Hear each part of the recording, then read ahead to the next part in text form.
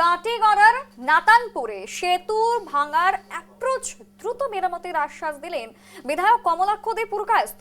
বিষয়টি সংশ্লিষ্ট দফতরের নজরে আনা হয়েছে এবং উজান অসমের ভয়াবহ বন্যা পরিস্থিতি নিয়ে উদ্বেগ প্রকাশ করেছেন কমলাক্ষ দে পুরকায়স্থ।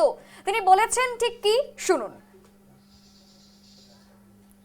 এইভাবে বলেছি, আজকে বলেছি, ডিসিকে বলেছি যে এটার উপর ব্যবস্থা নেওয়ার জন্য কালকে বা পরশুদিন থেকে ভরাট করে কাম আরম্ভ হবে। বন্যার সমস্যা থেকে অর্থাৎ অসমের আপার আসামের বন্যা, তারপর বরাকে কাছাড় জেলাকেও ধরা হয়েছে, সেই কাছাড় জেলায়ও বন্যার প্রতিপাত দেখা গেছে। কি পদক্ষেপ? দেখুন, আপার আসামে যেভাবে বন্যা হয়েছে সেটা ইতিহাসের পাতায় একটা নজিরবিহীন ঘটনা। একসঙ্গে এইভাবে মানুষ এফেক্টেড। তো ভগবানের কাছে সেটাই প্রার্থনা করছি, ওনাদের সুস্থ শরীর এবং এই বিশেষ করে বর্তমান যে পরিবেশ, এই পরিবেশ থেকে বের হয়ে আসার জন্য।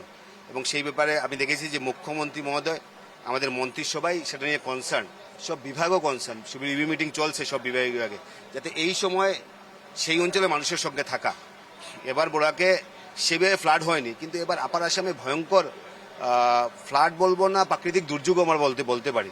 তো সেই সময় মানুষের পাশে, মানুষের সঙ্গে থাকা দায়িত্ব, কর্তব্য। গভর্নমেন্ট কাজ করে যাচ্ছে। আমরা ভগবানের কাছে প্রার্থনা করছি ওনাদের সুস্থ শরীর এবং এই অঞ্চলের মানুষদের বলেছি, আজকে বলেছি, ডিসিকে বলেছি।